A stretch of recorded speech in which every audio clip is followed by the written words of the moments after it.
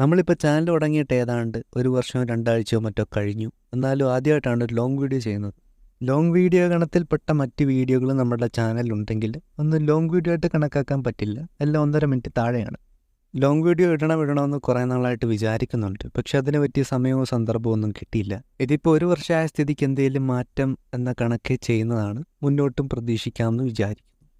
ഏതായാലും മാറ്റത്തിന് റെഡിയായി പ്ലാനൊക്കെ ഇട്ടിരിക്കുമ്പോൾ കറക്റ്റായിട്ട് ഐശ്വര്യ കൂടുതലും ഉണ്ടാകാം. എക്സാം ഡേറ്റ് വന്നിട്ടുണ്ട്. എന്നിരുന്നാലും അതിനെയൊക്കെ മറികടന്ന് നമ്മളിതാ വീഡിയോ ഇട്ടു, നിങ്ങളിതാ കാണുന്നു. സോ അതുകൊണ്ടാണ് പറയുന്നത്,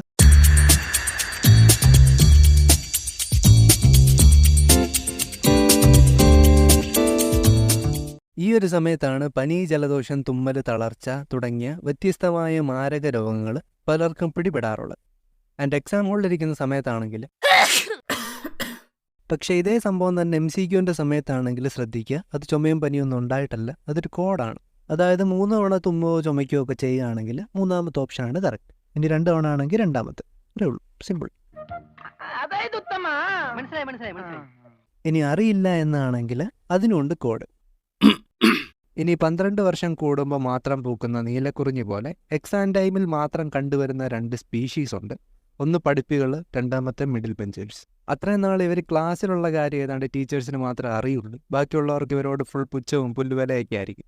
പക്ഷേ എക്സാം ടൈം ആയി കഴിഞ്ഞാൽ IPLൻ്റെ ഓപ്ഷൻ തുടങ്ങിയിട്ടാണ് എല്ലാവർക്കും വലിയ വില കൊടുക്കേണ്ടി വരും. അതേസമയം അവരുടെ ഭാഗത്തു നിന്ന് നോക്കിക്കഴിഞ്ഞാൽ ഏതാണ്ട് ഇലക്ഷൻ നടക്കുന്ന പോലെയാണ് കാര്യങ്ങൾ.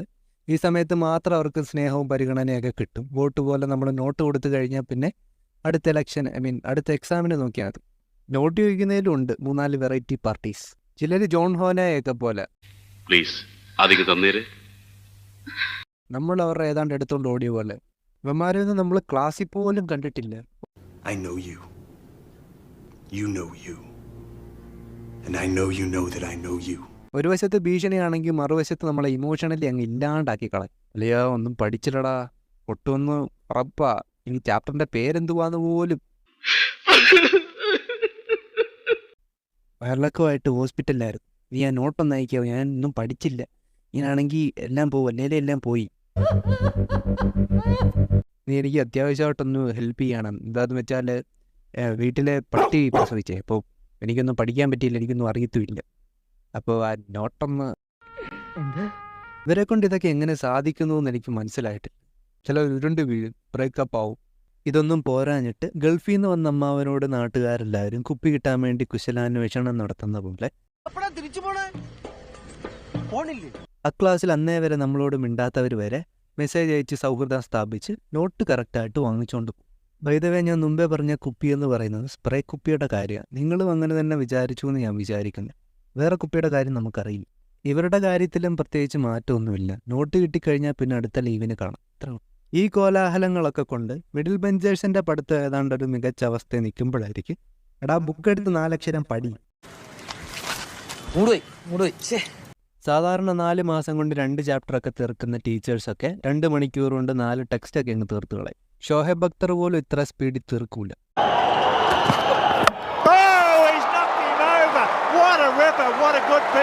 ബാക്കിയുള്ളവർക്കൊക്കെ എക്സ്ട്രാ ക്ലാസ്സും സ്പെഷ്യൽ ക്ലാസ്സും. ഇതിനകത്ത് കേക്ക് ഏതാ പൂക്കേക്ക് ഏതാന്ന് അറിയാതെ നിൽക്കുന്ന ഒരു അവസ്ഥയുണ്ട്. അത് കഴിഞ്ഞാൽ പിന്നെ അറ്റ്ലീസ്റ്റും വിശ്വാസമൊന്നുമില്ല.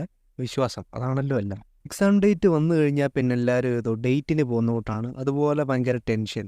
ടൈം ടേബിൾ സെറ്റാക്കുന്നു, നോട്ട് ചോദിക്കുന്നു, ബുക്ക് തപ്പുന്നു. പക്ഷേ ഈ ഒരു ദിവസം കഴിഞ്ഞു കഴിഞ്ഞാൽ പിന്നെ എക്സാമിൻ്റെ തലേദിവസമേ ഉള്ളൂ ഈ ഒരു ഫീൽ. പക്ഷേ ഈ പറഞ്ഞ ആളുകളെക്കാട്ടി കൂടുതൽ എഫേർട്ട് എടുക്കുന്ന ഒരു ഗ്രൂപ്പുണ്ട്. അവർക്ക് സബ്ജക്റ്റോ ടോപ്പിക്കോ ചാപ്റ്ററോ ഒന്നും ഒരു വിഷയമല്ല, കാര്യം ഇതൊന്നും അറിയില്ല. എന്നാൽ ഇതിൻ്റെയൊക്കെ കോപ്പി ആശമാരുടെ കൈ കാണും. ഇവരെ കൊണ്ട് ഇതൊക്കെ എങ്ങനെ ചെയ്യാൻ സാധിക്കുന്നു എന്ന് എനിക്ക് മനസ്സിലായില്ല. നിനക്കതൊക്കെ എങ്ങനെയാ സാധിക്കുന്നത്? അതുപോലെ പെർഫെക്റ്റ് ആണ് കാര്യങ്ങൾ. ഒരേപോലെ സ്കില്ലും മൈൻഡ് സെറ്റും ഉണ്ടെങ്കിൽ മാത്രമേ ഈ വക പരിപാടി നടക്കുള്ളൂ. ഒന്ന് അങ്ങോട്ടോ ഇങ്ങോട്ടോ മാറിക്കഴിഞ്ഞാൽ തീർന്നു.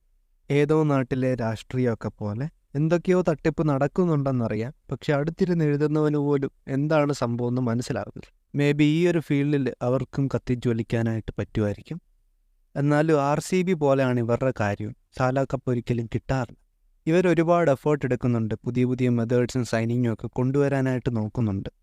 പക്ഷെ എന്തോ സാല കപ്പ് മാത്രമല്ല. യൂട്യൂബിൽ കിടക്കുന്ന എക്സാം ചീറ്റ് മെത്തേഡ്സ് ഒക്കെ ഓസ്ട്രേലിയ മാക്സ്വെല്ലിൽ കളിക്കുന്ന തൊട്ടാണ്. പക്ഷെ RCB വന്നു കഴിഞ്ഞാൽ റിസൾട്ട് വരുമ്പോൾ ചിലരുടെയൊക്കെ വിചാരം സപ്ലിക്കാണ് എസ് എന്ന് പറയുന്നതെന്നാണ്. ചില ആളുകൾക്ക് 3ഉം 4ഉം എസ് ഒക്കെ കാണും. പക്ഷെ അതൊന്നും തള്ളുന്നതല്ല, ഉള്ളതാണ്. ഇനി എസ്സിൻ്റെ കൂടുതൽ കൊണ്ടാണോ എന്നറിയില്ല. ടീച്ചേഴ്സിനും യൂണിവേഴ്സിറ്റിക്കും ഒക്കെ ഇവരോട് വലിയ കാര്യമാണ്. ഇനി ഇവിടുന്ന് പോകണ്ട എന്നാണ് പറയാറ്. ഒരു കണക്കിന് യൂണിവേഴ്സിറ്റിക്കും അതാണ് ലാഭം. എസ്സിനൊക്കെ ഇപ്പം എന്താ വില? സത്യം പറഞ്ഞു കഴിഞ്ഞാൽ എക്സാം എന്നുള്ള ഒരു പരിപാടി ആർക്കും ഇഷ്ടമല്ല.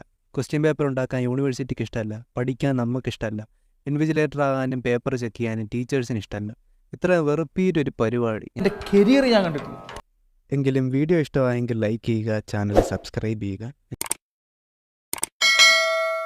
എങ്കിലും ഞങ്ങൾക്ക് എന്തെങ്കിലും കാര്യമുണ്ട്. കൂടുതൽ കഥകൾ ഞാൻ അടുത്ത വീഡിയോയിൽ പറയാം. ബൈ ദ വേ, ഞങ്ങൾക്ക് എക്സാം ഡേറ്റ് വന്നു. ഇന്നോട്ടെങ്കിലും എന്തെങ്കിലും പഠിക്കണം എന്ന് വിചാരിക്കുന്നു. ആ ഫോണൊന്നും കൊണ്ട് വെച്ചിട്ട് വല്ലതും പോയിരുന്നു പടി.